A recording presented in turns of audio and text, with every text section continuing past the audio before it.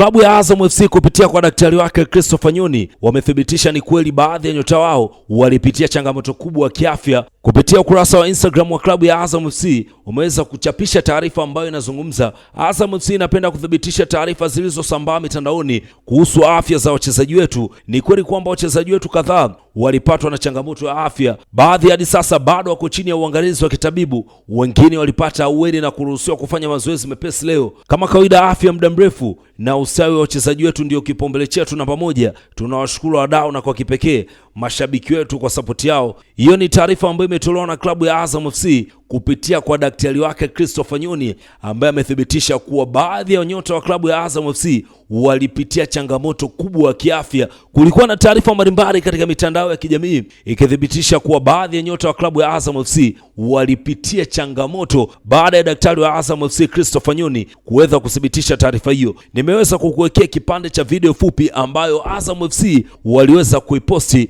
uweze kupata faida ya kusikiliza kile ambacho Azam FC walikizungumza baada ya daktari wa timu hiyo Christopher Nyoni kuweza kuthibitisha kwamba baadhi ya nyota wao ni kweli walipitia changamoto kubwa sana ya kiafya.